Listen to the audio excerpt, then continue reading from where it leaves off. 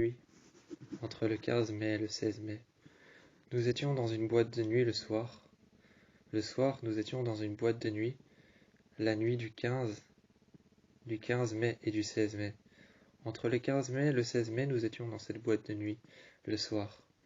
À l'intérieur, tout était vitré. Et il n'y avait qu'une seule chose entre nous qui nous séparait tous les deux. Il n'y avait qu'une seule chose qui nous séparait tous les deux, c'était un grand mur de verre, au travers duquel il y avait une porte qui avait été sciée. Il y avait une porte qui avait été sciée au travers de ce mur de verre. C'était un mur de verre avec de la lave à l'intérieur. C'était comme une lampe en lave. Plusieurs lampes en lave blanches avaient été positionnées devant. Il y avait plusieurs petites lampes en lave blanches qui avaient été posées devant, et ce mur de lampes en lave juste devant nous qui nous séparait. Il y avait été scié une porte juste devant laquelle je te regardais.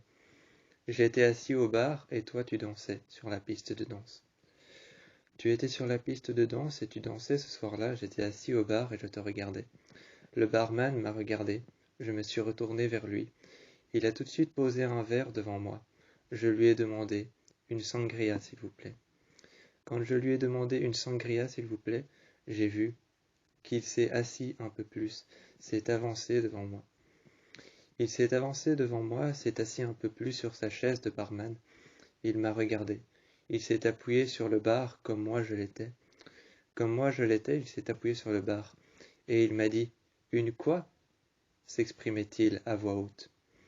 S'exprimait-il à voix haute, il m'a dit « Une quoi ?» Je me suis avancé.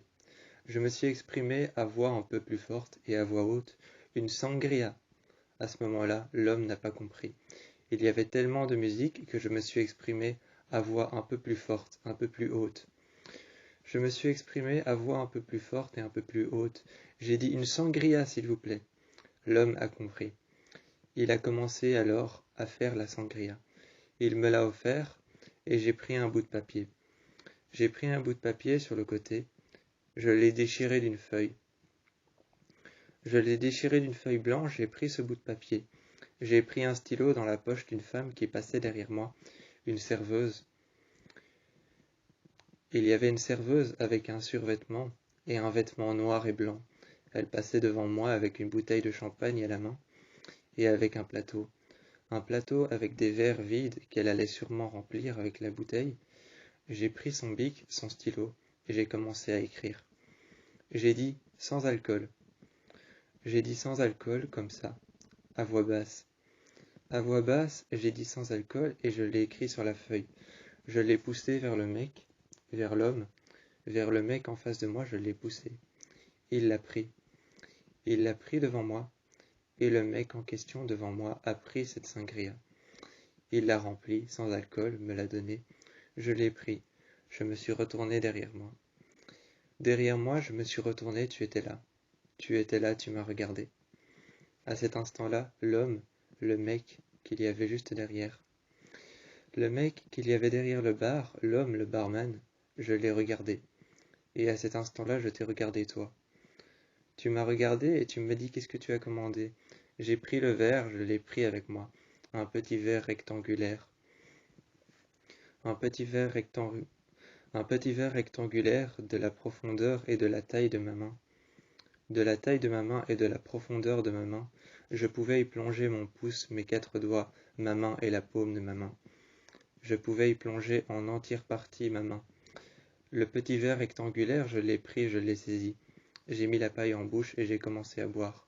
Je t'ai parlé, je t'ai dit que j'avais pris une sangria. Le mec, qui avait derrière moi, est sorti du bar et il s'est assis avec nous. Il m'a regardé et il s'est posé avec nous dans un bar.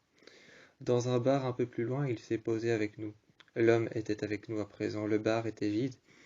Je lui ai demandé si ce n'était pas grave que le bar soit vide. Il a regardé sa collègue et il a dit que la barmaid à côté de lui allait reprendre le relais. J'ai regardé la barmaid, je me suis tourné vers lui. Il a repris le verre et il l'a lancé. Il a repris le verre et il l'a lancé le long du comptoir. Le verre a traversé tout le comptoir. Il ne l'a pas vraiment poussé, il l'a juste poussé d'un bref geste brusque. Le verre a alors coulissé et il a lissé tout le bar. La barmaid l'a récupéré, et l'a réceptionné tout au fond. La barman l'a réceptionné tout au fond, et l'homme qui était avec nous l'a fait coulisser et l'a fait lisser le long du bar. Elle l'a réceptionné, l'a rincé, l'a lavé et l'a vidé de ce qu'il restait. Ensuite, nous sommes allés à l'intérieur sur la piste de danse. Une fois dehors, assis par terre, je t'explique que je l'ai appelé mec, par respect pour sa fraternité. Une fois dehors, assis par terre, je te demande si tu as du feu. Tu sors immédiatement ton briquet à gaz. Tu sors immédiatement ton briquet à gaz de ta poche. Tu le prends, tu l'ouvres et tu caches la flamme avec ta main. Avec la paume de ta main, tu caches la flamme et tu sors ton briquet à gaz. Tu l'ouvres et tu me le tends. Je tends ma cigarette et je la fais brûler, seulement à la première extrémité. Ensuite, je la mets en bouche et je commence à fumer. Tu me regardes assis par terre et je t'explique que je l'ai appelé mec par respect pour sa fraternité. Je t'explique que je l'ai appelé mec par respect pour sa fraternité, le MAC. Je t'explique que sa fraternité s'appelle le MAC. Sa fraternité s'appelle le MAC et je t'explique que je l'ai appelé comme ça, que je l'ai appelé mec par respect pour sa fraternité, et que ce n'était pas de la politesse. En nous levant pour rentrer. En nous levant pour rentrer, je te prends la main, et je te montre une photo. Je te montre une photo qu'il m'a donnée. Une photo du MAC ou de la MAC. Appelle ça comme tu veux, ça peut être la MAC ou le MAC. Et je t'explique que c'est le Miami École Capitale. Tu me regardes et on rentre à l'intérieur. Ce jour-là, je ne sais pas si c'était une coïncidence. Je ne sais absolument pas si c'était une coïncidence, mais ce jour-là, on portait tous des Nike. On portait tous des Nike Air différentes. On avait tous des Nike Air différentes. Sylvane, toi tu avais des Nike blanches. Moi, j'avais des Nike noires. Kael, toi tu avais des Nike rouges. Morgane, elle avait des Nike bleus. Megan, elle avait des Nike jaunes. Et plus loin, il y avait Sarah. À son bureau, elle avait des Nike. Des Nike de deux couleurs, noire et blanche. On s'est tous regardés et on a vu qu'on avait des Nike de couleurs différentes mais toutes uniformes. On ne savait pas si c'était le fruit du hasard ou non. Je suis resté assis sur le fauteuil et vous m'avez tous rejoint. Sarah m'a demandé à moi d'enlever mes chaussures. J'ai alors pris mes Nike en main et je lui ai donné. J'ai donné mes Nike blanches et Sarah a dit qu'à l'intérieur, la semelle, qui généralement est de la même couleur que l'extérieur, c'est la semelle de propreté.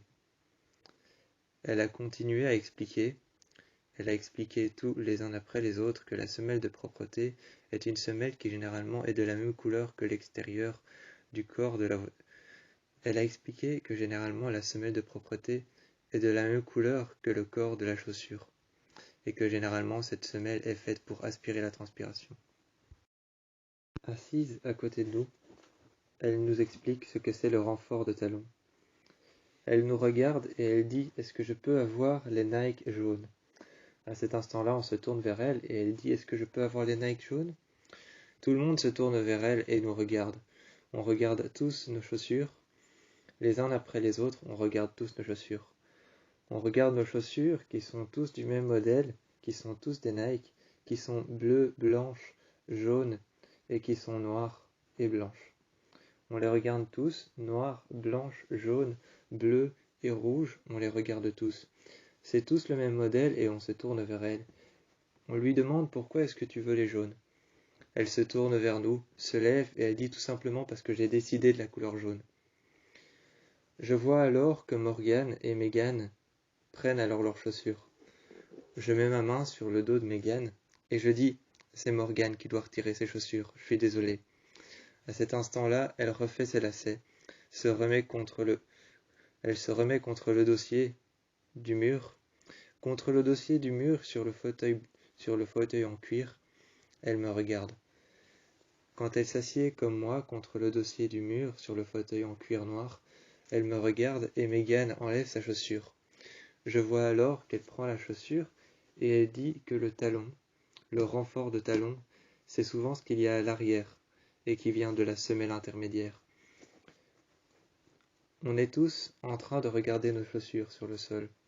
Sur le sol, on est tous en train de regarder nos chaussures. C'est tous le même modèle, mais on les regarde quand même. On a tous le même modèle, mais on les regarde quand même. À cet instant-là, elle nous dit que le renfort de talon, c'est souvent ce qu'il y a à l'arrière de la chaussure, là où il y a le signe, l'insigne de la marque, et que c'est ce qui remonte de la semelle intermédiaire. Sur le fauteuil, elle vient positionner une chaise en face de nous. Elle vient positionner une chaise en face de nous, et elle nous explique ce que c'est l'amorti. Je la regarde et je lui dis l'amortisseur, comme dans les voitures. Elle me regarde et elle dit pas tout à fait. C'est pas tout à fait ça, mais c'est presque ça. Elle prend alors la chaussure qu'elle a enlevée à son pied. Elle prend la Nike Air qu'elle a enlevée à son pied. Et quand elle prend la Nike Air qu'elle a enlevée à son pied, elle regarde. Elle met la chaussure à l'envers et elle nous la montre. Elle dit que l'amorti, c'est souvent l'arrière de la semelle intermédiaire. Elle pose son doigt sur l'insigne Nike. Elle pose son doigt sur l'insigne Nike et elle frappe légèrement la chaussure. À l'arrière, elle nous explique que l'amorti, c'est l'arrière de la chaussure et l'arrière de la semelle intermédiaire. On la regarde tous et on regarde l'arrière de nos chaussures. Sur toutes nos chaussures qui sont du même modèle, il y a l'insigne. Sur toutes nos chaussures qui sont du même modèle mais pas de la même couleur et qui sont toutes uniformes, sur l'amorti, il y a effectivement l'insigne Nike. Pendant un bref instant, elle part. Ensuite, elle revient. Après ce bref instant, elle revient, avec une chaussure qui n'a pas encore de lacets. Elle va chez une collègue et elle va chercher des lacets. On voit à travers les vitres. Au travers des vitres, on arrive à voir sa collègue qui lui donne des lacets. Les lacets ont été embobinés comme du bandage, et elle lui les donne. On voit Sarah qui prend les lacets qui ont été embobinés comme du bandage, et elle les récupère. Ensuite, elle va chercher des ciseaux sur son bureau. Elle commence à couper le plastique qui entoure les lacets. Les lacets sont comme du bandage. Elle les laisse tomber et elle les déroule sur son bureau. Il y a plusieurs paires de lacets. Il y en a plusieurs de 2 couleurs. Il y en a des blancs et il y en a des bleus foncés. Elle nous regarde et elle nous montre la chaussure noire. Elle nous montre la chaussure noire de profil gauche et de profil droit. Et elle nous demande est-ce qu'elle met les lacets blancs ou les lacets bleus foncés. À cet instant-là, les filles, Morgane et Megan répondent les lacets bleus foncés. Nous, on se regarde et on dit les lacets blancs. Elle vient à côté de nous et elle dit que comme c'est égalité, elle repart dans un autre bureau chercher des lacets. Elle repart dans un autre bureau, à côté dans un autre bureau, chez sa supérieure, chez sa principale, chez sa boss, chez sa principale, la supérieure, la patronne. Elle va chercher des lacets pour des Nike. Et elle lui donne des lacets embobinés. Embobinés, elle lui donne des lacets jaunes, jaunes très clairs. Ensuite, elle les met.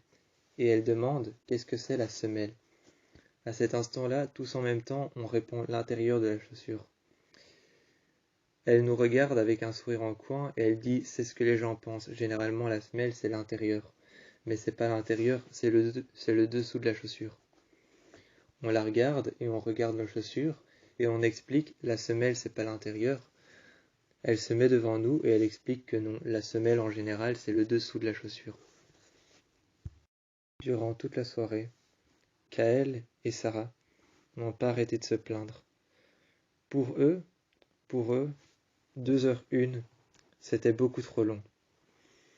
C'était beaucoup trop long, 2h01 pour eux, alors je leur ai servi un verre. D'abord, j'ai posé 2 verres vides sur la table. Je les ai regardés et j'ai posé 2 verres vides sur la table. En dessous, j'avais posé des serviettes blanches. Je les ai servis à la carafe d'eau et je leur ai dit 2h01. 2h01, c'est le temps pour tout exploiter. Ils m'ont regardé et ils ont levé la tête. Ils ont bu à leur verre et je leur ai dit que 2h01, c'était le temps pour tout exploiter. C'était plutôt raisonnable. Et je leur ai dit que c'est comme le film Crimson Peak, que j'aime beaucoup, qui dure 1h59. À cet instant-là, ils se sont levés. Et ils ont dit que 2 heures pour eux, c'était beaucoup trop long. Je les ai regardés, je me suis assis, et j'ai dit que je ne trouvais absolument pas que c'était trop long. C'était assez pour tout exploiter. Samuel est resté à côté de moi, silencieux, sans rien dire. Je voyais qu'il regardait vers le haut. Et je lui ai demandé à quoi tu penses. À cet instant-là, il m'a dit, je trouvais que le casting se débrouillait plutôt pas mal. Je l'ai regardé et je lui ai dit, c'est vrai. D'un certain côté, on n'y pense jamais aux personnes qui jouent dans les films d'horreur. Je lui ai dit que d'un côté, on ne pense jamais aux personnes qui jouent dans les films d'horreur alors que ça doit être dur. Tout le monde m'a regardé et s'est assis à côté de moi. On a commencé à parler des personnes qui jouaient dans les films d'horreur, des personnes qu'on a préférées, des personnages, et tout le monde m'a regardé. Je suis allé dehors et je me suis assis sur le bord de la piscine. Les pieds dans l'eau, ils sont venus à côté de moi. Et j'ai dit, moi je trouvais plutôt que Lupita Nyong'o était bien dans ce film. Je trouvais que Lupita Nyong'o était bien dans ce film, et tous les autres aussi. Je trouvais qu'Elizabeth Moss était plutôt pas mal. J'ai vu que Morgane s'est assise à côté de moi, et elle a dit que j'étais la première personne à m'intéresser aux artistes, aux acteurs qui jouaient dans un film, que toutes les autres personnes avec qui elle avait été au cinéma ne s'étaient jamais intéressées à ça. C'était le soir. C'était le soir et on commençait à rigoler. C'était le soir, et Sarah a commencé à dire que la fin du film était plutôt pas mal, plutôt bien organisée, plutôt chouette. Je me suis approché d'elle et je me suis assis à côté d'elle. Je lui ai dit qu'elle était la première personne à s'intéresser à la fin d'un film, plutôt que le début ou le milieu. Elle m'a regardé, a posé son verre, et elle a passé son bras autour de mes épaules. Et contre ma nuque. Elle a dit qu'elle était toujours intéressée par la fin d'un film, plutôt que le début, ou alors plutôt que le milieu. Je lui ai dit que je n'avais jamais vu ça auparavant. Je lui ai dit que je n'avais jamais vu ça. Quand les autres sont arrivés, ils ont dit que la fin ressemblait au festival de Cannes, ou alors plutôt que la fin ressemblait plus au lac des Cygnes. Ils sont venus à côté de nous, et à la fin ils ont dit que la fin ressemblait à un festival, le festival de Cannes ou alors au lac des Cygnes. Je les ai regardés et je leur ai dit pourquoi. Ils n'ont pas répondu et ont juste rigolé. Sylvain rigolait avec moi, parce qu'il disait que le titre du film, Us, ressemblait très fort à Union soviétique. Il disait que le titre du film, Us, ressemblait très fort à Union soviétique, en tout cas aux initiales de Union soviétique. Je l'ai regardé et on a commencé à rigoler ensemble. On a rigolé ensemble et on est allé vers les autres. Je lui ai dit prends ton verre en me retournant vers lui. Je lui ai dit prends ton verre.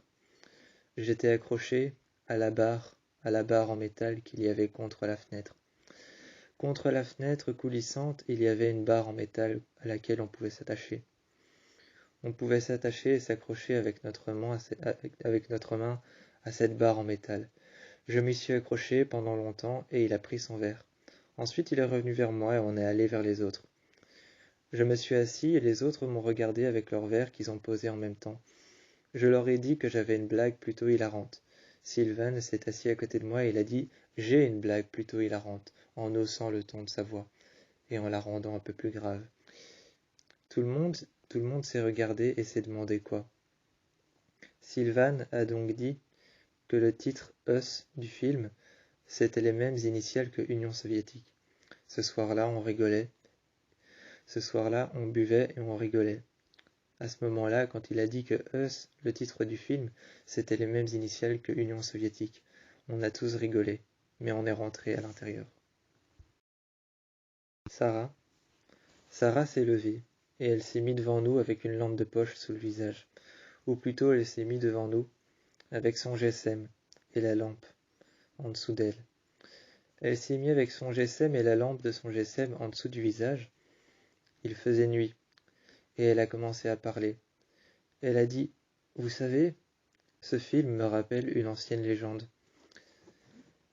Sylvain s'est levé, a pris son verre et a dit que les légendes urbaines, ça n'existait pas. Ce n'était que des conneries. Il a dit que ce n'était que des conneries et Sarah s'est levée et a dit que c'était pas des conneries.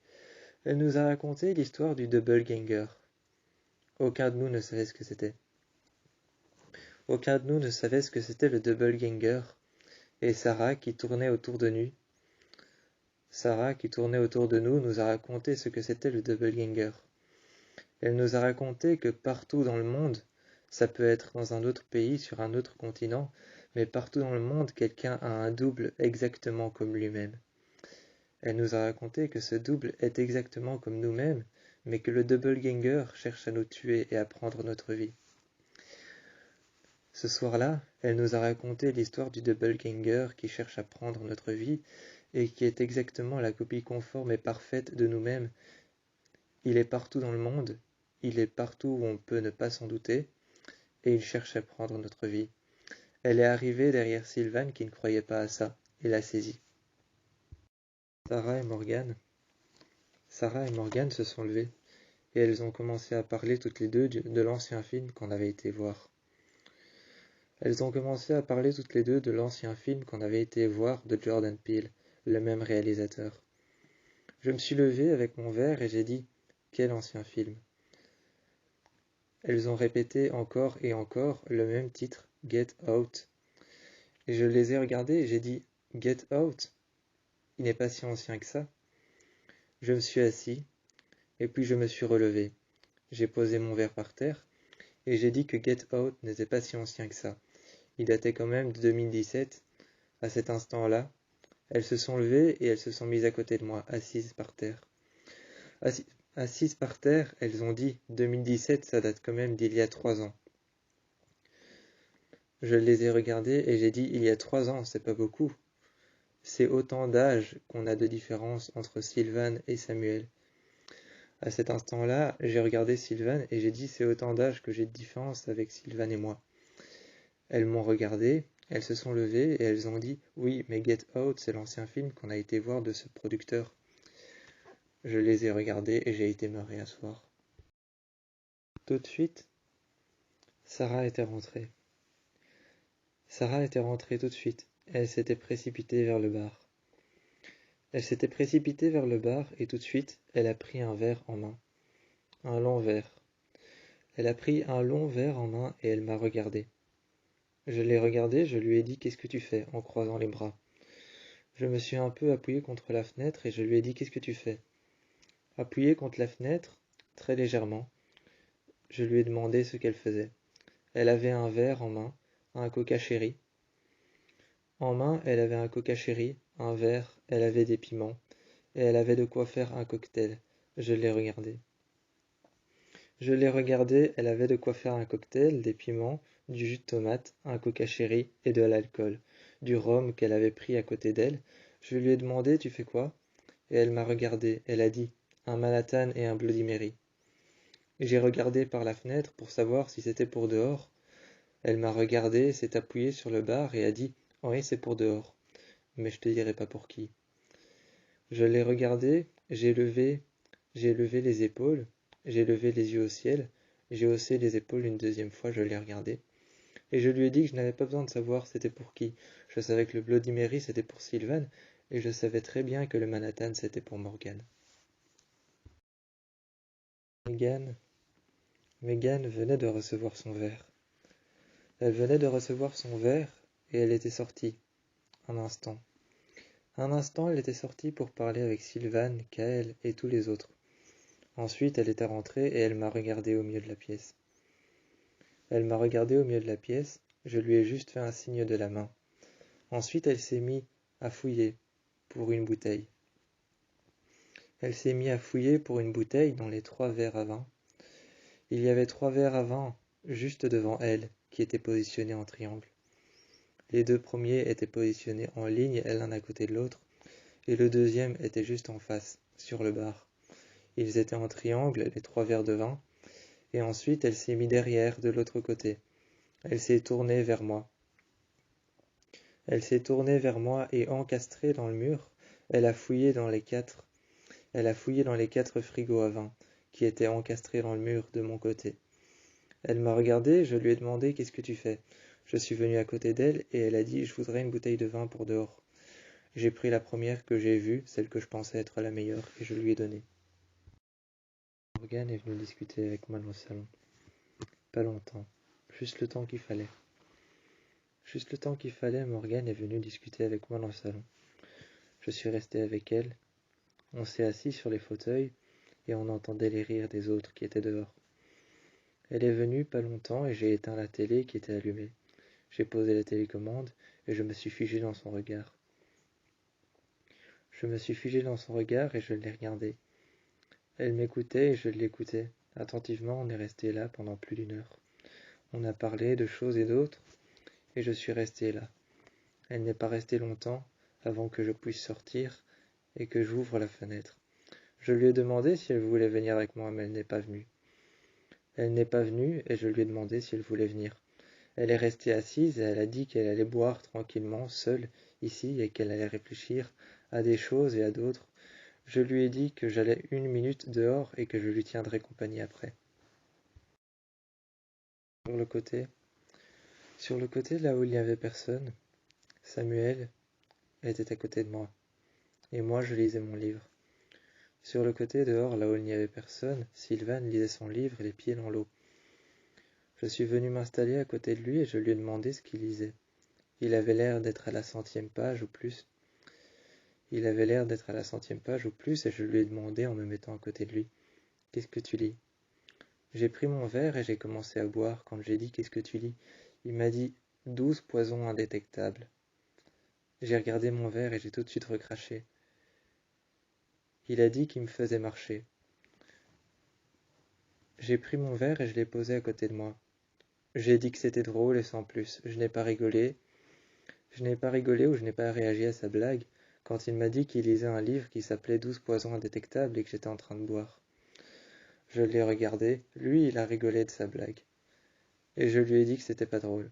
J'ai déposé mon verre et il m'a dit non, je lis pas ça, je lis un livre qui s'appelle Vie de merde. Je l'ai regardé et je lui ai dit c'est quoi, le manuel pour avoir une vie de merde? À cet instant-là, quand je lui ai dit c'est quoi le manuel pour avoir une vie de merde, il s'est tourné vers moi et il a dit tu sais, tu le fais déjà très bien. Je n'ai pas compris. Je me suis levé et j'ai été voir les autres. Plus tard dans la soirée, j'ai parlé avec Megan. Et Morgane est arrivée. Elle m'a regardé et elle a dit qu'on pouvait rentrer à l'intérieur si on voulait. Je l'ai regardée et je lui ai dit « Ok, on rentre à l'intérieur ». Je me suis assis sur le bord de la terrasse. Quand je me suis assis sur le bord de la terrasse, j'ai fait un signe à tout le monde. J'ai fait de grands signes des mains et je leur ai dit qu'on pouvait rentrer. Samuel est arrivé derrière moi et il m'a donné son t-shirt blanc. J'ai mis son t-shirt blanc quand Sylvain est venu. Il a commencé à faire rentrer tout le monde à l'intérieur. Il était torse nu. J'avais son t-shirt et je l'ai mis. Je suis rentré ensuite et il m'a regardé. Et il m'a dit, quand j'étais en train de rentrer avec les autres, il m'a arrêté en me prenant la main et en me la mettant sur le torse. Et il m'a dit, tu sais, t'es 1000 fois plus beau avec mon t-shirt. Je suis rentré en ignorant ce qu'il avait dit et nous nous sommes regroupés dans le salon. Arrivé à l'appartement de Charlie, j'ai regardé Charlie qui était les bras et les mains dans le frigo. Il était les bras et les mains dans le frigo et je suis arrivé proche de lui. Et je lui ai dit que j'allais m'en occuper, que j'allais l'aider. Il m'a regardé et a insisté pour le faire lui-même. Je suis parti m'asseoir, mais il m'a remercié tout de même. Je l'ai regardé et j'ai été chercher des verres dans l'armoire, sans qu'il ne le sache, sans qu'il ne s'en doute. J'ai été chercher des verres et je les ai déposés. J'ai déposé les 8 verres, même si on était moins que ça. J'ai pris 8 verres au cas où. Pendant la soirée, il est arrivé avec 9 bouteilles. Et il les a déposées sur la table. Je l'ai regardé avec les 8 verres que j'avais posés et on a commencé à parler de tout et de rien. Lui, il était là et il s'est assis après près de nous sur un fauteuil. Arrivé à l'appartement de Charlie, J'ai regardé Charlie qui était les bras et les mains dans le frigo. Il était les bras et les mains dans le frigo et je suis arrivé proche de lui. Je suis arrivé proche de lui et je lui ai dit que j'allais m'en occuper, que j'allais l'aider.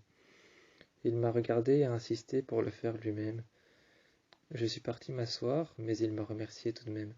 Je l'ai regardé, et j'ai été chercher des verres dans l'armoire, sans qu'il ne le sache, sans qu'il ne s'en doute. J'ai été chercher des verres et je les ai déposés. J'ai déposé les 8 verres, même si on était moins que ça. Même si on était moins que ça, j'ai pris 8 verres au cas où. Pendant la soirée, il est arrivé avec 9 bouteilles. Il est arrivé avec 9 bouteilles et il les a déposées sur la table. Je l'ai regardé avec les 8 verres que j'avais posés et on a commencé à parler de tout et de rien. Lui, il était là et il s'est assis après près de nous sur un fauteuil. Il était assis près de la porte et il est venu me voir. Je l'ai regardé et je lui ai dit quoi, qu'est-ce qu'il y a? Il s'est assis exactement au même endroit que moi, de l'autre côté. De l'autre côté, il s'est assis exactement au même endroit que moi. Il m'a regardé et m'a dit « Fais attention à la porte, s'il te plaît, elle coupe. » Je l'ai regardé et j'ai dit « Comment ça, la porte coupe ?» Il a mis son doigt près de la charnière. Près de la charnière, il a mis son doigt et j'ai regardé la porte en métal. J'ai regardé la porte en métal avec le verrou dessus et le cadenas. Il y avait un cadenas et un verrou dessus et j'ai dit « La porte ne coupe pas ?» Il a mis son doigt dessus et m'a dit « Oui, regarde, elle coupe. Elle n'a pas été bien poncée à cet endroit-là. » Je l'ai regardé et je lui ai dit « Ah oui, c'est vrai. » Je suis reparti m'asseoir, prenant mon verre. Finalement, je suis revenu vers lui. On a commencé à parler de la porte toute la nuit. On a parlé de la porte toute la nuit, qui était une porte qui apparemment n'avait pas été bien faite. Il m'a expliqué qu'elle n'avait pas été bien faite, mais qu'elle avait simplement été posée là. En s'accrochant à la fenêtre au-dessus, et en enjambant la fenêtre en dessous, il a dit qu'il proposait de passer par chez les voisins. On a dit qu'on préférait rester ici, qu'on préférait passer la soirée là, si ça ne le dérangeait pas. Ensuite, il est revenu à l'intérieur. Il a dit que passer chez les voisins, c'était plutôt sympa, plutôt cool. À cet instant-là, il a dit qu'il connaissait les voisins d'en dessous, que c'était un couple assez jeune qui vivait ensemble depuis longtemps. On a commencé à parler d'eux sur la soirée. Pendant la soirée, on a commencé à parler d'eux. Ils vivaient ensemble depuis longtemps, pas si longtemps que ça en fait. Il a commencé à parler d'eux, des personnes qui venaient souvent chez lui et des personnes qui venaient souvent frapper à sa porte pour pouvoir lui demander quelque chose, lui rendre un service, ou alors que lui rende un service aux autres personnes. On est resté là autour de la table et on a parlé pendant la nuit. Quand on est allé dans le salon, il a pris son PC. Il a dit qu'il devait terminer quelque chose quand on est allé dans le salon. Il s'est posé à côté de nous et s'est assis sur le fauteuil. Il a commencé à travailler. Moi, j'écoutais le bruit du clavier, j'écoutais ce qu'il était en train de faire. J'écoutais le bruit de la souris et du clavier, pendant que tout le monde était en train de parler. Tout le monde était en train de parler, moi je l'écoutais travailler. Je regardais ses dossiers et je regardais les documents qu'il était en train d'écrire. Il écrivait une lettre à l'ordinateur. À l'ordinateur, il écrivait une lettre et moi j'étais en train de lire. Il s'est tourné vers moi et m'a fait un sourire. Ensuite, il a pris son verre et son air sur son visage a totalement changé. L'air de son visage a totalement changé, il m'a regardé et il a dit de ne pas regarder par préférence. Par préférence, il voulait que je ne regarde pas et que je parle avec les autres. Je me suis tourné vers les autres et j'ai dit que la conversation ne m'intéressait pas. Il a dit s'il te plaît, retourne-toi, je ne veux pas que tu regardes. À cet instant-là, j'ai haussé les épaules, j'ai regardé les autres, j'ai levé les yeux au ciel et j'ai été vers les autres. On est parti, il faisait totalement noir, à tel point que j'arrivais plus à voir le sol dehors. Il faisait totalement noir quand on est parti. J'ai regardé Morgane et elle est restée fixe. Elle est restée fixe et elle est restée là, assise sur ce fauteuil. Elle nous regardait partir et Sarah a pris sa veste. Et ensuite on est parti. Elle m'a tenu la main et moi j'ai tenu la main de Sylvane. Sylvane m'a regardé et m'a souri un instant. Ensuite j'ai regardé les autres. On est sorti et une fois dans les escaliers, Une fois dehors, une fois qu'on était dans la rue, j'ai regardé au-dessus de moi. Il faisait noir. Quand j'ai regardé au-dessus de moi, il faisait totalement noir. Morgane était restée et elle nous regardait par la fenêtre. À côté d'elle, il y avait Charlie. Charlie était en train de ranger à l'intérieur. À l'intérieur, il était en train de tout ranger. Il m'a regardé moi par la fenêtre avec Morgane à ses côtés. Ensuite, nous sommes partis dans la rue. Dans le laser game, je t'ai dit que j'avais une stratégie. Je t'ai dit que j'avais une stratégie dans le laser game et tu m'as écouté. Je t'ai suivi partout et je t'ai dit que la stratégie c'était de suivre les couleurs au sol qui étaient les mêmes que les nôtres. Je t'ai dit qu'il fallait suivre les mêmes couleurs qui étaient les mêmes que les nôtres au sol et qu'il fallait les suivre jusqu'à ce qu'on arrive devant l'ennemi. Tu m'as regardé et on a fait un regroupement. On s'est regroupé et tu m'as regardé. Tu as suivi les mêmes couleurs que les tiennes, c'était la couleur verte, la couleur bleue, la couleur jaune et rose. Ensuite, après avoir suivi le rose, le rouge, le bleu, le vert et le jaune, on est arrivé au milieu du laser game. Quand on est arrivé au milieu du laser game, on est arrivé au milieu du labyrinthe. On a fait un regroupement et on s'est séparés. Tu m'as regardé et tu as dit comme dans les films d'horreur. Je t'ai dit que là c'était simplement un laser game, un jeu. Ensuite, tu as suivi les couleurs et je t'ai dit de ne pas oublier la stratégie. Ensuite, on est descendu avec nos équipements. Le barman nous a regardés et il nous a regardés en rigolant et il nous a demandé comment ça se passait. On lui a demandé dans le laser game. Il nous a regardés au bar et il a dit évidemment dans le laser game. Il a déposé 4 verres devant nous. Ensuite, il nous a servi. On lui a demandé ce qu'on voulait et on a bu un instant. Ensuite, on a repris. On a repris le laser game après avoir bu. On s'est posé un instant au bar et on a regardé tout autour de nous. On a regardé tout autour de nous, il y avait d'autres gens avec des équipements. J'ai demandé à la personne qui était derrière le bar. J'ai demandé au barman s'il y avait d'autres laser games dans les environs. Il m'a répondu qu'en fait il n'y en avait pas qu'un seul, il y en avait 6. Alors les autres personnes qui étaient en train de boire comme nous avec un équipement, c'était normal. Il y avait 6 laser games tout autour de nous. Alors nous on était dans le combien, on a demandé. Il nous a dit qu'on était dans le deuxième.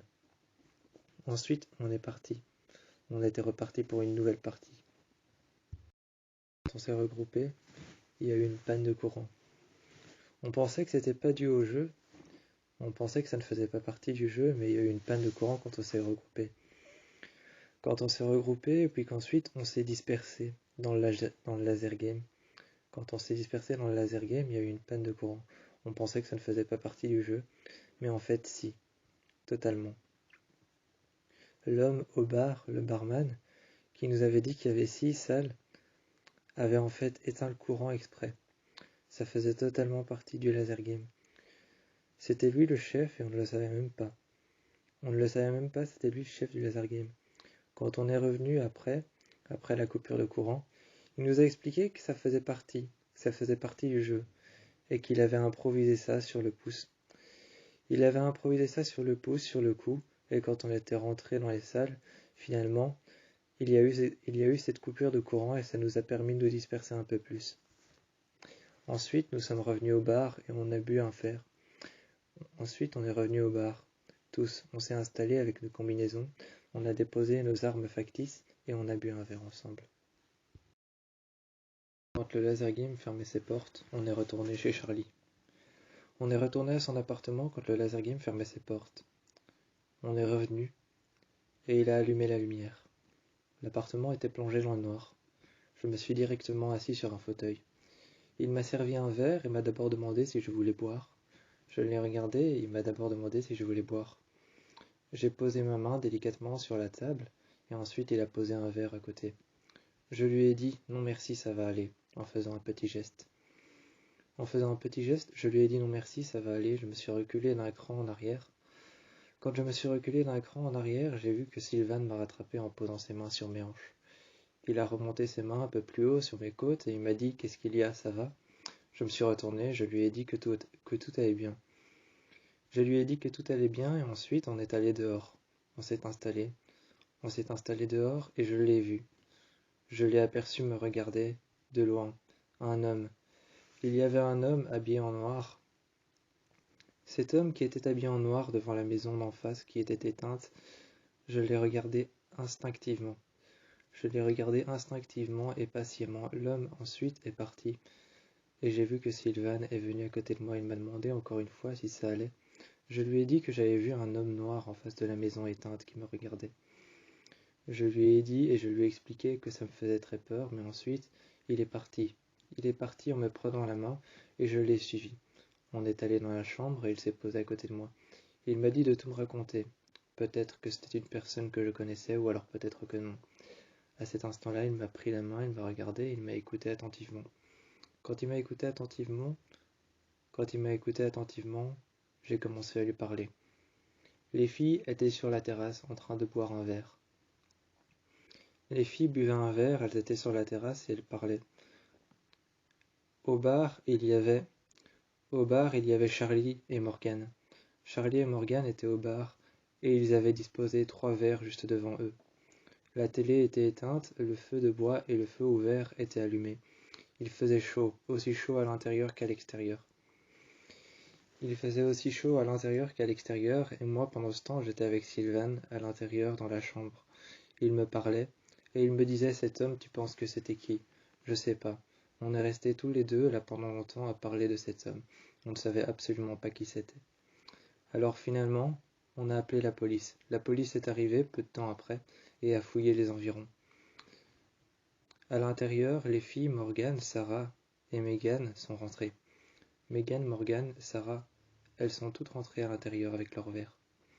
Charlie a demandé ce qui se passait, je lui ai expliqué que j'avais vu un homme en face de sa maison qui regardait et qui fouillait les environs. Je lui ai dit que cet homme qui fouillait les environs et qui regardait, je ne savais pas qui c'était, alors j'ai appelé la police.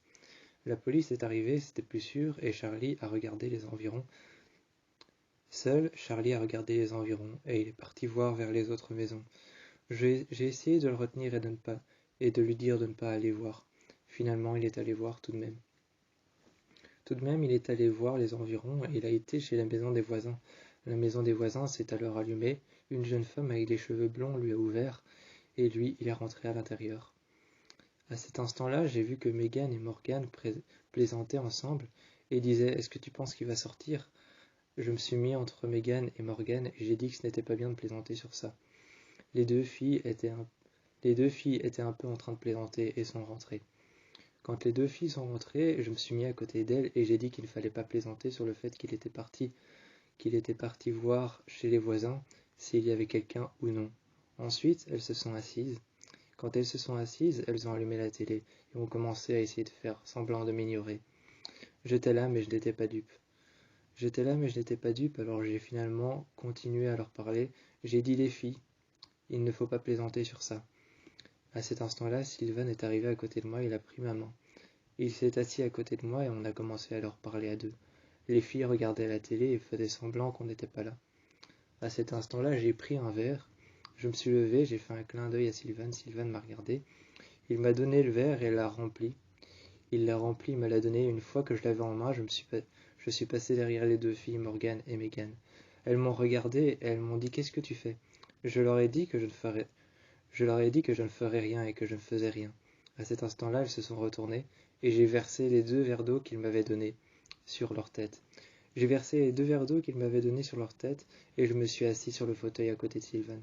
Je leur ai dit « Bon, maintenant que j'ai votre attention, c'est pas bien de plaisanter sur ça. » Elles ont éteint la télé et elles ont dit « Bon, d'accord. » Elles sont parties dans la salle de bain et se sont séchées. J'étais assis en face du feu. et je te regardais. Tu écoutais ta musique. Juste au-dessus de toi, il y avait le lustre qui pendait. Juste au-dessus de toi et qui était en train de tanguer. Tu étais couché, allongé. Couché, les jambes croisées, sur le fauteuil. Et moi, j'étais un peu contre le mur. À côté du feu et je me réchauffais. En même temps, je lisais un livre et je te regardais toi. Tu étais en train d'écouter ta musique. Je me suis levé et je suis venu à côté de toi, j'ai mis une chaise à côté du fauteuil. J'ai mis une chaise et je me suis posé à côté de toi. J'ai frappé quelques fois sur tes jambes pour te dire que j'étais là. Tu t'es assis et je t'ai demandé qu'est-ce que tu faisais. Tu as dit que tu écoutais de la musique. Je t'ai demandé oui mais quoi comme musique. Tu as dit Taylor Swift.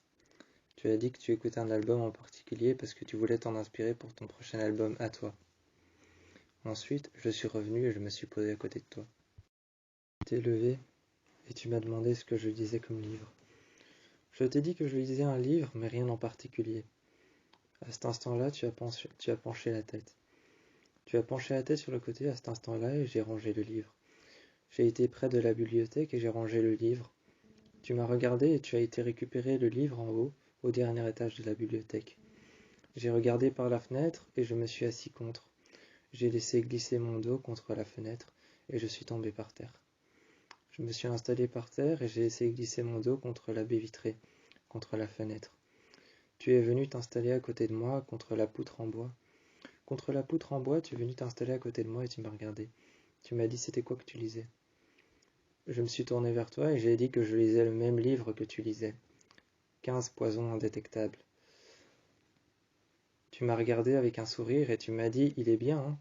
À cet instant-là, je n'ai pas répondu. Je n'ai pas répondu, je me suis levé, j'ai été le chercher et on a commencé à le lire à deux en tournant les pages. Alors que Samuel vient aider Kaël pour le billard. Il lui dit que c'est comme à l'arc à flèche, qu'il faut qu'il garde sa main devant lui. Il lui dit que c'est comme à l'arc à flèche, il faut qu'il garde sa main devant lui, presque qu'il la dépose sur la table, mais pas entièrement. Il le regarde et il lui dit que c'est comme à l'arc à flèche. Il faut que son épaule soit à la même largeur de son cou. Il faut que son épaule soit à la même largeur et la même hauteur que son cou. Il faut que sa nuque et que son bras soient bien relevés. Il lui dit que c'est comme à l'arc à flèche, sauf qu'il n'y a pas de flèche. Il n'y a pas de flèche à tenir à l'arrière, et il lui dit qu'il faut juste bien tenir le manche. Il lui dit qu'il faut bien tenir le manche et bien tenir le stick. Il le regarde et il lui dit que le stick, il faut bien le tenir et il faut le déposer. Il faut le déposer dans la main, très faiblement. Il lui dit qu'il faut le déposer très faiblement, le poser, juste simplement le poser sur la main. Il lui dit qu'il faut déposer le bout du stick juste sur le bord de la main, juste sur la paume de la main. Ensuite, on fait comme à l'arc à flèche. Il lui dit qu'il faut reculer la main et qu'il faut garder la main à hauteur de l'épaule. Ensuite, il lui dit qu'il peut tirer en arrière et marquer Il lui dit qu'il peut tirer en arrière et marquer en frappant un bon coup vers l'avant, à l'inverse de l'arc à flèche, où il faut marquer un coup vers l'arrière. Samuel quitte la table de billard. Quand il quitte la table de billard, il va s'asseoir à côté de Sylvane et lui demande ce qu'il fait. À cet instant-là, Sylvane se tourne vers lui et Samuel lui dit « Qu'est-ce que tu fais ?» Il le regarde avec un regard simple, il le regarde et il lui dit qu'il fait rien. Il lui dit qu'il ne fait rien avec un regard simple, il le regarde. Ensuite, Sylvane se lève. Il lui tend un bras et Samuel se lève aussi. Il prend son bras et ils se lèvent tous les deux. Tous les deux, ils se lèvent après avoir pris son bras. Une fois debout, ils vont au bord de la table de billard. Ils regardent les autres jouer. À cet instant-là, ils regardent les autres jouer. Et Sarah s'approche de Samuel et de Sylvane, leur donne tous les deux un stick, mais ils ne le prennent pas. Ils ne le prennent pas et Sarah reprend les deux sticks et les laisse tomber par terre. À cet instant-là, ils disent qu'ils vont simplement regarder et rester là. Sarah apporte un plateau. Quand Sarah apporte un plateau noir, lissé de bois de chêne verni, elle apporte ce plateau lissé de bois de chêne verni, avec dessus des verres à shot. Dessus, il y a des verres à shot, et elle dépose le plateau devant. Elle dit qu'il y en a un pour chacun, qu'il y en a même 3 pour chacun. À cet instant-là, elle s'assied à côté des autres et les autres la regardent. La première à saisir son verre, c'est Morgane. Ensuite, la deuxième et la troisième. Je les regarde perplexes et je n'ose pas prendre un verre. Sylvane prend son verre et finalement ça me donne l'envie d'en prendre un. Je m'approche un peu plus, je prends le verre, je bois et je le redépose. L'alcool est assez fort pour me faire pleurer. Et je redépose mon verre. Sarah me regarde avec un sourire et je me tourne vers elle. Je lui demande quoi et elle me répond tout simplement « c'est fort ». Je me retourne vers elle. Déposant mon verre et le reprenant, je dis que oui, c'est fort. Elle lit son livre sur le côté. Sarah me demande: Tu comptes aller le voir? Je lui réponds: Moi bien. À ce moment-là, Sarah et moi, nous allons voir Kaël. On lui demande quel livre il lit. Il nous tourne la page et me regarde. Je lui dis alors: C'est quel livre? Il ne répond pas. Sur l'instant, je pense qu'il est triste ou fâché. Je regarde son regard, je regarde ses yeux, et je lui dis: Non, finalement, il n'est pas fâché. Sarah se tourne vers moi et dit: Comment tu sais ça? Je me lève, j'hausse les épaules et je regarde le plafond. Je lui dis que je le connais, c'est simple, et ça se voit dans ses yeux. Je lui dis que ça se voit dans ses yeux et que je le connais, c'est simple. Elle me regarde. Elle retourne à la table et elle me dit: Viens, on va jouer. Je reste à côté de lui et je lui dis: Qu'est-ce qu'il y a? Il se tourne vers moi, ferme son livre et commence à me parler.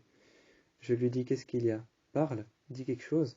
Mais il ne dit rien, il ne répond pas. Il reste tout simplement silencieux. Avant de partir, Sarah se commande un taille. Je la regarde, et quand Sarah est dans le restaurant, à l'accueil, et qu'elle me regarde de loin, elle me fait des gestes. Elle me dit qu'il faut attendre, mais je la regarde. Je regarde l'intérieur du restaurant et je regarde l'accueil de l'hôtel. Je regarde l'accueil de l'hôtel qui est doré et couverte d'or. Couverte d'or et d'argent et de dorures partout. Je regarde l'accueil de l'hôtel. À cet instant-là, je regarde derrière moi, il y a une salle d'attente. Elle dit qu'il faut attendre un peu, et quand elle arrive plus près, elle me dit: Ben quoi? J'avais faim. Avec un air simple et joyeuse, elle me dit: Ben quoi? J'avais faim. Et je la regarde. Je souris bêtement et ensuite je continue ma route. Je repense encore à sa remarque où elle m'avait dit: Ben quoi? Ben j'avais faim. Et je souris bêtement sur le chemin. Sur la route, les autres me regardent et ont l'air d'être fâchés sur Sarah. Les autres ont l'air d'être fâchés sur Sarah, mais je dis qu'il n'y a pas de quoi. Elle avait juste faim. J'aurais fait la même chose si j'avais été à sa place. Bowling. Au bowling, je suis seul au bar. Ça ne veut pas dire que je ne m'amuse pas. Ça veut dire que j'ai tout simplement envie de rester seul. J'ai tout simplement envie de rester seul, mais ça ne veut pas dire que je m'amuse pas. Les autres, je les regarde jouer, et à chaque fois, je fais un commentaire. Je fais un commentaire à chaque fois. De temps en temps, je regarde Sarah jouer, qui vient me voir, qui me regarde, et qui me demande si je veux venir sur la piste. Je lui dis que non. Je lui dis que non, je ne veux pas venir sur la piste, je ne veux pas jouer, je ne veux pas prendre de boules, je ne veux pas m'amuser avec mon GSM, je ne veux pas m'asseoir encore moins à côté de Morgane et de Megan. Je ne veux pas venir, je veux simplement rester seule. Elle me regarde et elle me dit: Ok, fais comme tu veux. Elle revient sur la piste, prend une boule et tout de suite elle se met à jouer. Quand elle prend une boule de bowling, elle se met à jouer, elle me regarde de loin. Avec mon verre, je lui fais un signe et je lui dis que je ne viendrai pas. Pour autant, je reste là, mais ça ne veut pas dire que je ne m'amuse pas. Je m'amuse en regardant les autres, c'est tout. Sylvain et Kaël vont fumer dehors. Quand je les regarde, ils se tiennent la main. Ils se tiennent la main quand je les regarde et Sylvain et Kaël vont fumer dehors. Ils s'asseyent alors par terre sur un mur sur le bord de la route, sur le bord d'un mur. Ils s'asseyent et ils me regardent. Ils me regardent par la vitre, par la baie vitrée. Par la baie vitrée, par la grande vitre transparente, ils me regardent. Ils sont sur le bord et ils se retournent de temps en temps. Moi je suis toujours au bar. Ils s'asseyent juste devant et se lèvent. Ensuite ils se lèvent et ils me regardent. Avec leur cigarette en main, j'aperçois la lumière de leurs mains qui est éclairée par leur GSM dans leur poche et qui est éclairée par la lumière de la cigarette qui brûle. Je les regarde et tous les deux sont là sur le côté, en train de fumer et de parler. Malgré ça, je n'entends pas les discussions. Je n'entends pas les discussions et c'est plutôt pas mal parce que je n'ai pas envie de savoir. À cet instant-là, je les regarde et ils me regardent moi. Sarah compte les points sur son GSM. De temps en temps, je la regarde. Sarah compte les points sur son GSM et elle se lève. Elle se lève et commence à tourner en rond. Elle fait les 100 pas. Elle se lève, elle a son GSM en main. De temps en temps, elle perd le fil, alors je la rattrape. Je la rattrape quand elle perd le fil et je lui envoie un message. Je lui dis qu'on était à tel ou tel point. Quand je lui dis qu'on en était à tel ou tel point, elle commence à reprendre le fil et elle compte les points à nouveau. Je la regarde sur son GSM Elle a son GSM en main, elle est très concentrée. De temps en temps, elle va un peu plus loin. De temps en temps, elle va un peu plus loin, elle marche un peu plus loin tout au fond de la piste. Il y a 3 pistes tout au fond qui ne sont pas utilisées. Ces 3 pistes tout au fond qui ne sont pas utilisées, elle y va. Elle s'assied sur un fauteuil et elle se pose parfois par terre. Elle s'assied sur un fauteuil, se pose parfois par terre, elle regarde les grands écrans qui sont cassés et les 3 pistes qui ne sont plus utilisées. Le parquet est foutu, il est cassé. Il y a de l'eau qui fuit du plafond et elle s'assied juste en face. Elle regarde les pistes qui ne fonctionnent plus et les grands écrans. Et de temps en temps, je lui envoie un message pour pouvoir lui dire qu'on en était à tel ou tel point. Ensuite, elle revient et elle s'assied à côté de moi. Elle me remercie de ce que j'ai fait et elle part un peu plus loin. Morgane a l'air de passer un appel très important. Elle a l'air de passer un appel très important et je vais m'asseoir à côté d'elle. Elle me demande de partir, je me lève et ensuite je rentre à l'intérieur. Je l'attends de pied ferme. Je l'attends de pied ferme pour qu'elle m'explique. Parce que ça avait l'air d'être important. La personne au téléphone avait l'air de crier. La personne qui était au téléphone avait l'air d'être un garçon. Elle avait l'air d'être très en colère et de crier. Alors je l'attends à l'intérieur de pied ferme et je m'assieds par terre. Je croise les jambes et je m'assieds par terre. Quand je croise les jambes et que je m'assieds par terre, je l'attends. Elle vient s'asseoir à côté de moi et je lui dis que la personne était bien un garçon au téléphone. Elle me dit oui, que c'était bien un garçon. Je lui demande est-ce qu'elle avait l'air énervée et elle me répond que oui, cette personne était énervée. Je lui demande est-ce qu'elle criait et à cet instant-là, elle me regarde et elle me demande si c'est un interrogatoire. Je lui dis non, je lui dis simplement que je me fais un sang d'encre pour elle. Je lui dis simplement que je me fais un sang bleu, un sang d'encre pour elle, et elle me regarde, elle me dit que je n'ai pas à m'en faire. À cet instant-là, je me lève et je lui dis que le garçon criait quand même et avait l'air d'être énervé. Elle me prend par la main et elle me dit en secret un peu plus loin que ce n'est pas une personne qu'elle connaît ou qu'elle fréquente souvent, donc que je n'ai pas à me faire de sang d'encre. Kael vient me rejoindre au bar. Je le regarde et je lui demande qu'est-ce qu'il y a. Il me dit qu'il me regarde depuis tout à l'heure. Je pose mon verre un peu plus loin. Quand je pose mon verre un peu plus loin, je lui dis c'est vrai, tu avais pourtant l'air de t'amuser. À cet instant-là, il se rapproche de moi. Et il dit non, c'est toi que je regardais. Je ne m'amusais pas, au contraire. À cet instant-là, je lui dis oui, mais pourquoi? Pourquoi tu viens ici? Forcément, il me répond qu'il se préoccupe de moi. Alors je m'installe un peu plus près de lui. Et je lui dis je sais pas, que je ressens comme un vide à l'intérieur. Et il me dit que c'est parce que je ne suis pas encore venu à la table. À cet instant-là, je le regarde, et pourquoi pas peut-être? Pourquoi pas finalement? Pourquoi pas aller à la table et jouer? Peut-être que ce vide sera tout simplement comblé par mes amis. Il me prend par la main et on va à la table de billard. Je commence à jouer avec un stick.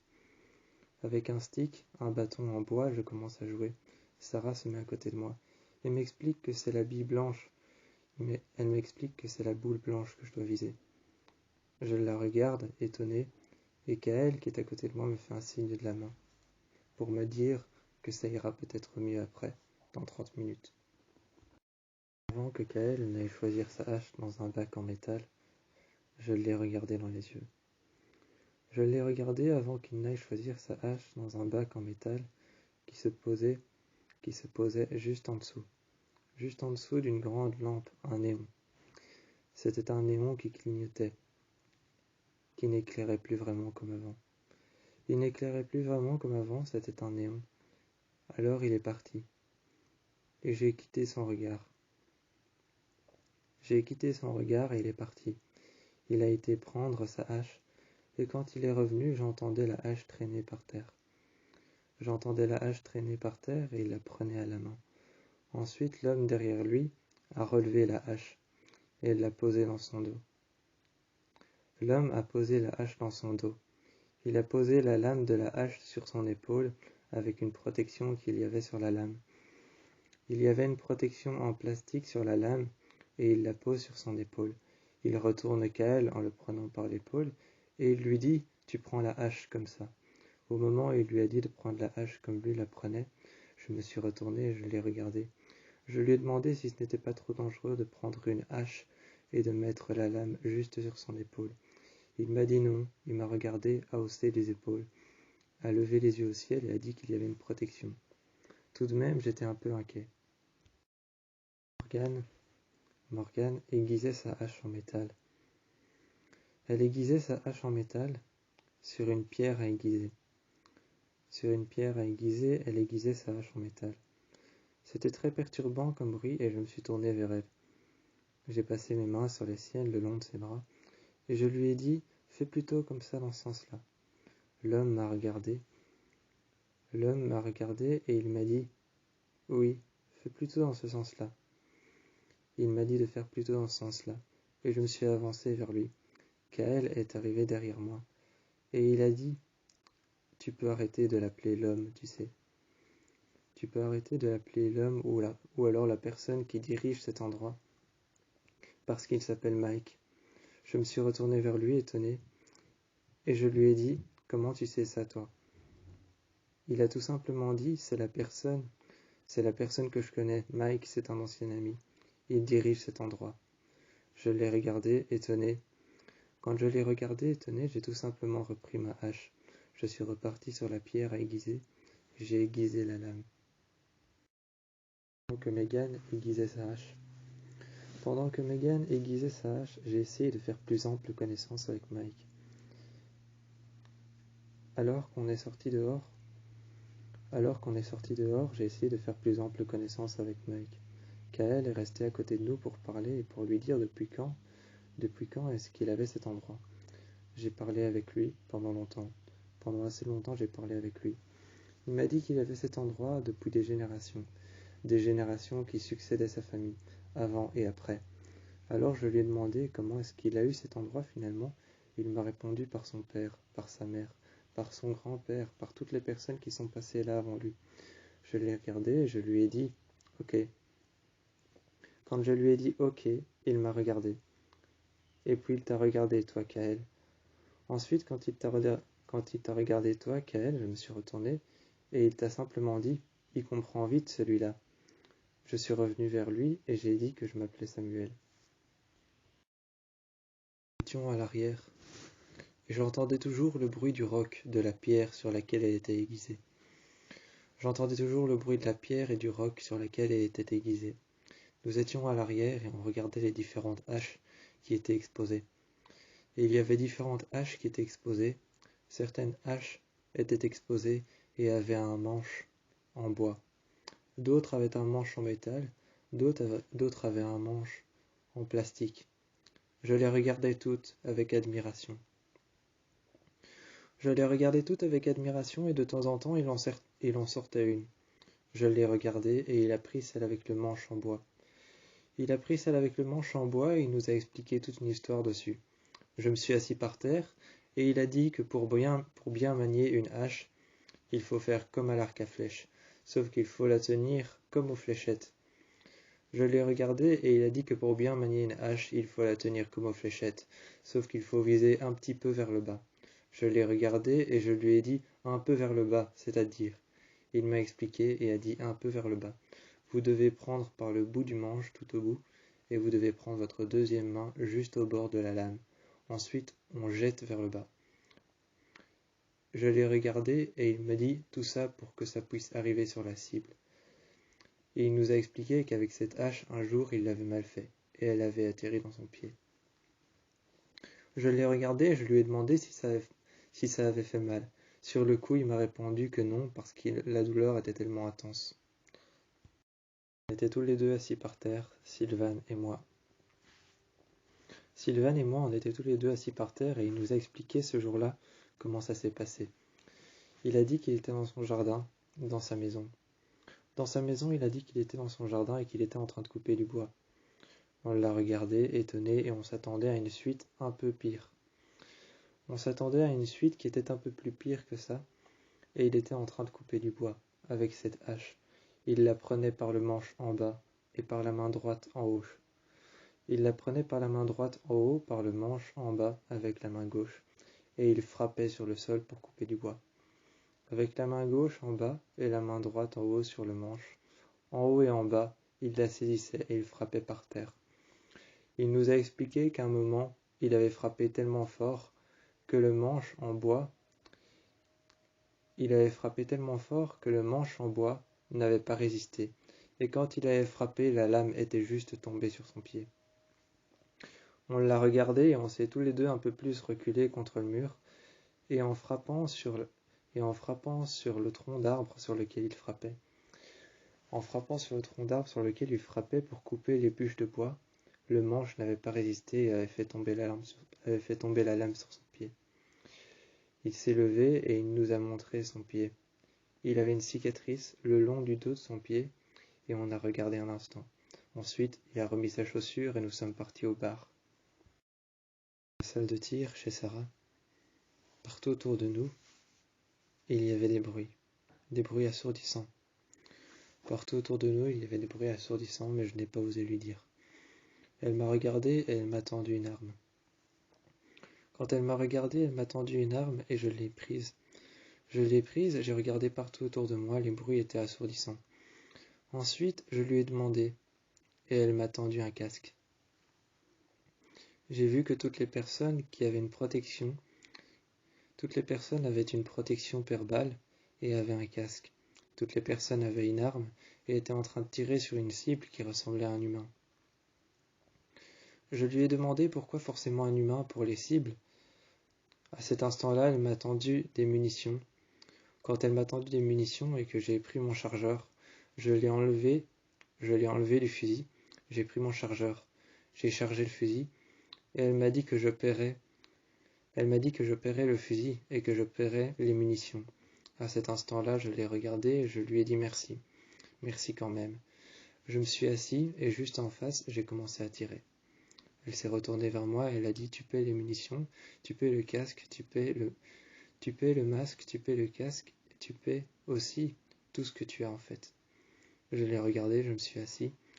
Je me suis assis contre, j'ai déchargé mon fusil et elle me dit « Tu paies les munitions, tu paies le casque, le masque et tu paieras aussi le gilet pare-balles. » Je me suis assis et je me suis relevé après un instant. Elle m'a regardé. Elle m'a dit « En fait, tout ce qui rentre ici mais qui ne t'appartient pas, tu le paies. » Je me suis assis au bar, j'ai pris un verre d'eau. Le barman m'a regardé. Il m'a dit « Qu'est-ce qu'il y a ?» J'ai dit « Rien » en regardant Sarah et en regardant Gigi.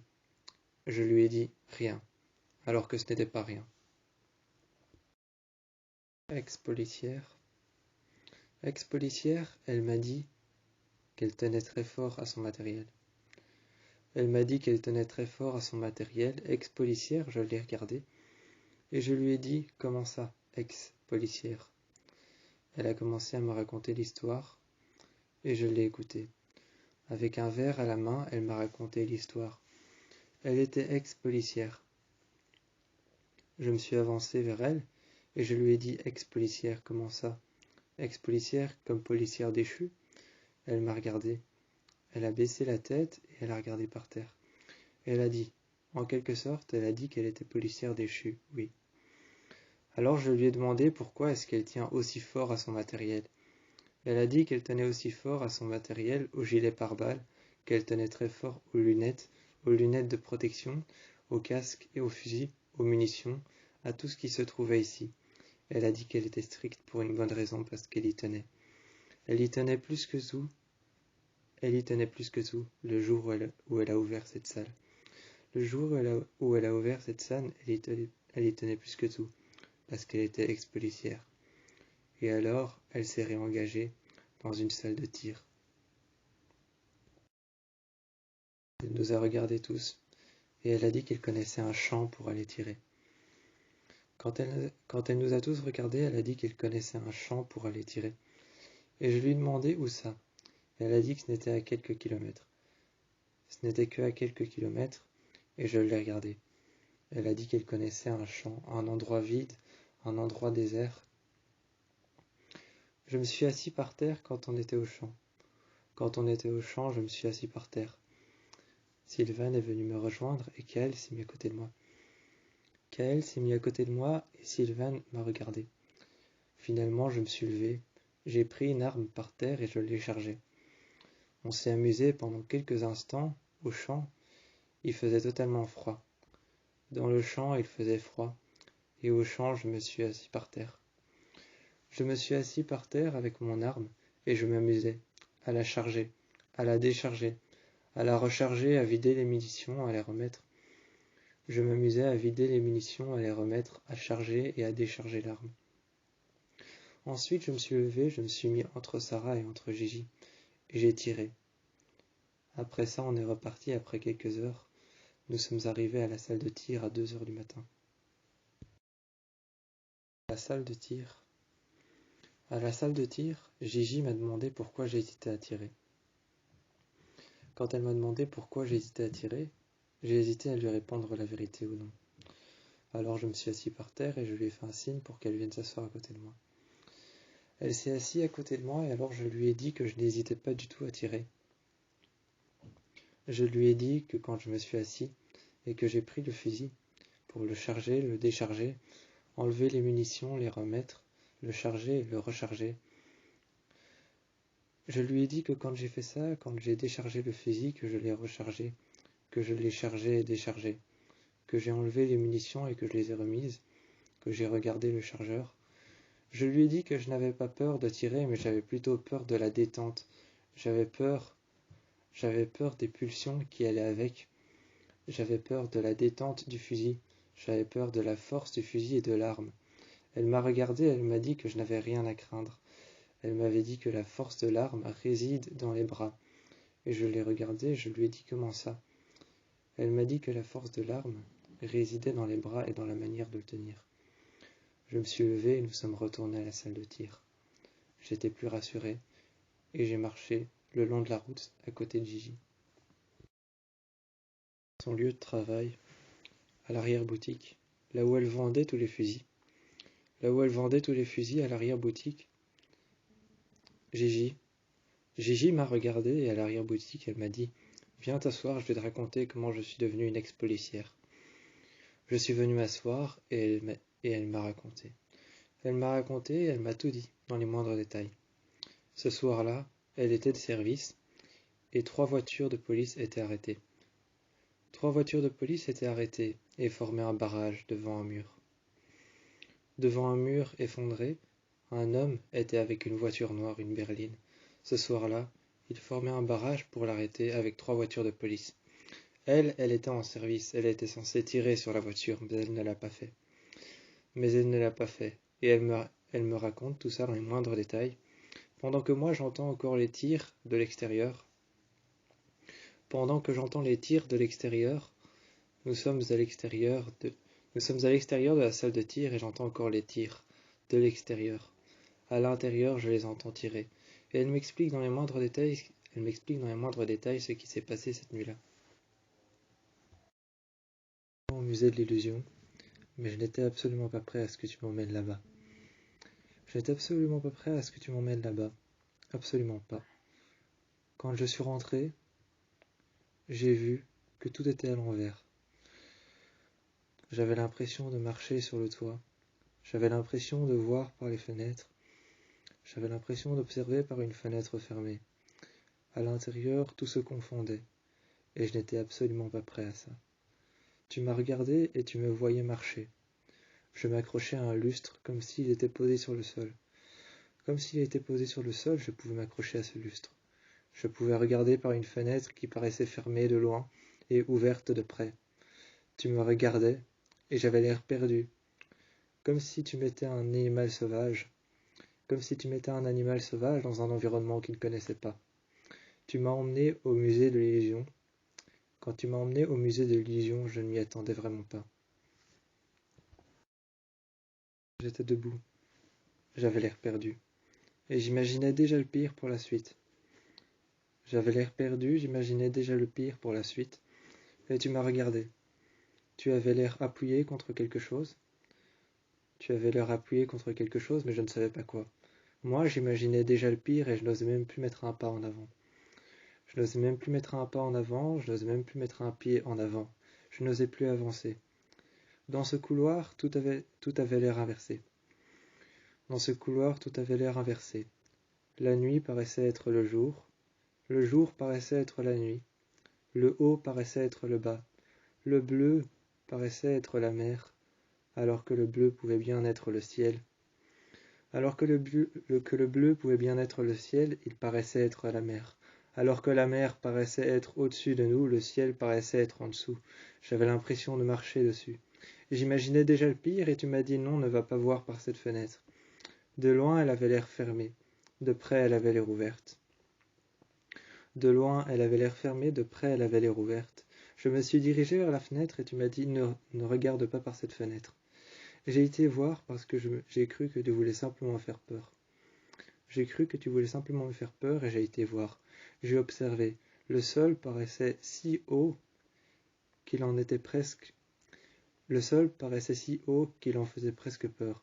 Il en était presque trop haut pour pouvoir être le vrai sol. Alors j'ai regardé. J'étais à une altitude de plus de 100 mètres. Quand j'ai regardé par la fenêtre, j'étais à une altitude de plus de 100 mètres, alors que le musée, lui, il était dans les sous-sols. Arrivé au restaurant du musée. Une fois qu'on était arrivé au restaurant du musée, tu m'as regardé. Tu as dit que j'avais l'air stressé. Je t'ai dit que j'étais pas stressé, je t'ai dit que la seule chose qui me faisait peur, c'était les chaises qui étaient suspendues au-dessus. Tu m'as regardé, tu as souri et tu as levé la tête. Tu as levé la tête et tu as regardé les chaises qui étaient suspendues par des chaînes et tu as regardé les tables qui étaient suspendues par des chaînes au-dessus de nous. À ce moment-là, moi je t'ai regardé, j'ai pris mon verre que j'avais commandé, de l'eau plate avec des glaçons. J'avais commandé une eau fraîche et plate avec des glaçons dedans. Et quand cette eau fraîche et plate est arrivée, j'ai pris mon verre et je t'ai regardé. Je me suis un peu affalé dans ma chaise et je t'ai dit « Et ça, c'est pour faire quelle illusion ?» Tu m'as regardé et tu as dit « Il n'y a pas d'illusion, c'est simplement donner l'impression qu'on est à l'envers. » Je me suis levé, je me suis appuyé sur ma chaise, j'ai préféré rester debout et je t'ai regardé, j'ai tout simplement dit « Alors c'est pour donner l'impression de douter, de croire que le sol est à l'envers. » Tu m'as regardé, tu t'es levé et on a continué dans une seconde chambre. Arrivé dans un couloir, je suis arrivé devant une porte. Je suis arrivé devant une porte papillon dans un couloir où le mot « à l'endroit » était écrit à gauche et le mot « à l'envers » était écrit à droite. Le mot « à l'envers » était écrit à droite et le mot « à l'endroit » à gauche. J'ai regardé la porte pendant longtemps parce qu'elle était à l'envers. La porte était posée à l'envers et la clinge, la poignée et la serrure étaient sur le côté. La porte, la clinge, la poignée, la serrure étaient à l'envers.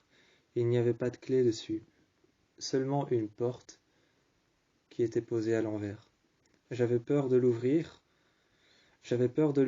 et vous, derrière, vous rigolez. Vous rigolez derrière, quand j'ai ouvert la porte, j'avais peur de l'ouvrir. J'ai gardé ma main alors sur la poignée, juste au-dessus de la clinge,